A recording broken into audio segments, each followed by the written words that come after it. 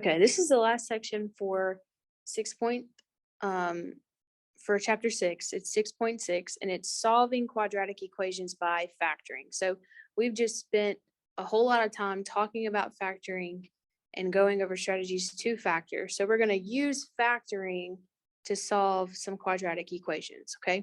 So a quadratic equation is an equation of the form ax squared plus bx plus c equals 0. Okay, so all of the ones before this that we've worked haven't been equations, they've been expressions. Okay, they don't have an equal sign. Okay, and the highest power on x tells us how many answers. Okay, these are also called the roots or the zeros to find. If the highest power on x is 2, then we have a quadratic equation, and the easiest way to solve it is by factoring. Okay, so here is how we're going to do it. We're going to bring every term to the side that makes the x squared term positive, which is usually the left side, and simplify. Okay, so we're going to want x squared to be positive, and we're going to want everything on one side with our x squared. So we may have to move some stuff over because we want it equal to 0. And then we're going to factor whichever side. And then we're going to set each factor with an x equal to 0 and solve the resulting equation. Okay. So this is how these will look, right? We have a positive x squared. It's equal to 0. So we are going to factor this part, right? That's an easy trinomial. Hopefully by now we can factor those. So we have x and x. So we're looking for the factors of 6 that add to give us 5. Our signs are the same and they're both positive. So the factors of 6 that add to 5 with the same sign are 3 and 2. Now, here's where it's new stuff, right? All of that, we've been doing that for a while now. The new part is you're going to set each piece equal to 0 and then solve for x.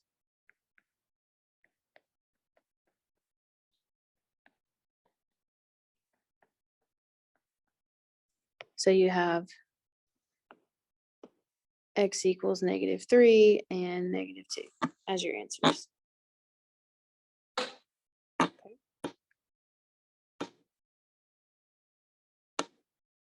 So for this one, right, we need to subtract 10x from both sides because we need everything on this side with our 5x squared. Okay. Then all we can do for this one is take out the greatest common factor. Okay. Just like that. Then we're going to set each piece equal to 0. So 5x equals 0. X minus 2 equals 0. Then just solve for x. So 0 divided by anything is 0. And 2. Okay, so we're getting 2 answers for all of these. If we keep going,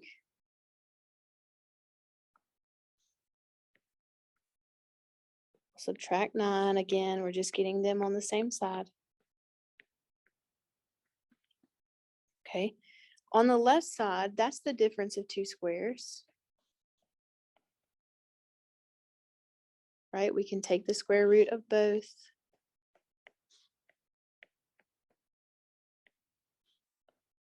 One gets a plus, one gets a minus, so we set both of those equal to 0. And we solve.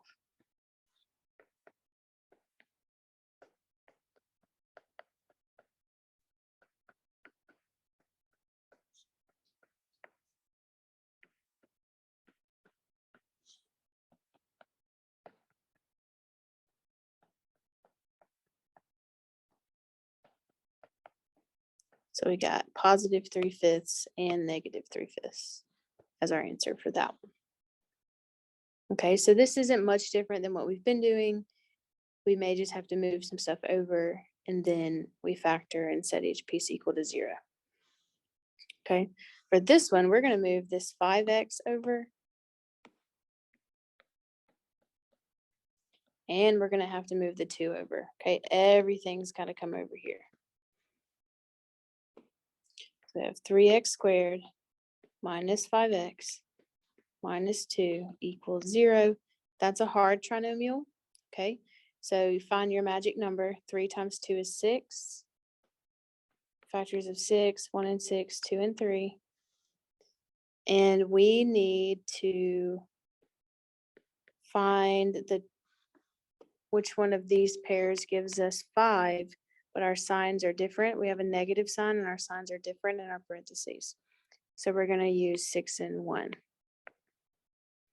Okay, because -6 plus 1 is -5. So if I did minus 6x plus 1x, that would give me -5. Okay, then I'm just going to group.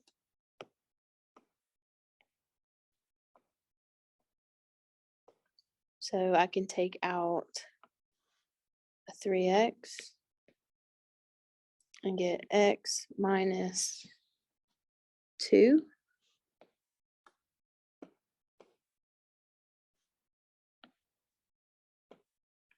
And for this one, I can only take out a 1, right? That's all they have in common, and I'm left with x minus 2.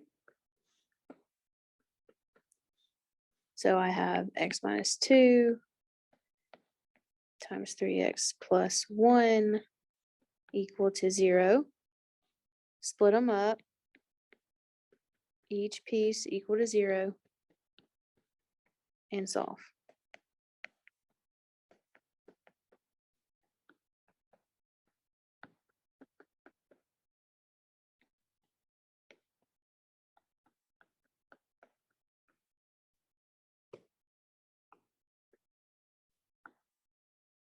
Just like that. Okay, there's one more. This one looks interesting. Okay, so let's move that 8 over.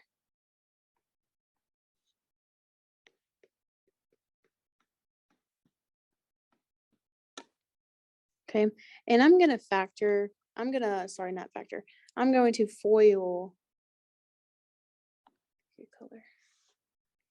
I'm going to foil this out. So I have first outside, inside, and last. And then I have my -8, right? That is still there, equal to 0. So if I add some like terms, I get this. So I added together these two and these two. Those are like terms. Okay. Well, now I just have an easy trinomial. So I'm going to say, okay, x and x. My signs are different. Factors of 18 that add to -3 are -6 and 3. I'm going to set each piece equal to 0 and solve. So I get -3 and +6. Okay, so really the only difference in these problems is that there's an equal sign, and because of that equal sign, we're going to move everything over and get 0 on the other side. And then we're going to factor whatever's on that left side and then set each piece equal to 0. So factoring, very, very important. We can even use it to solve equations.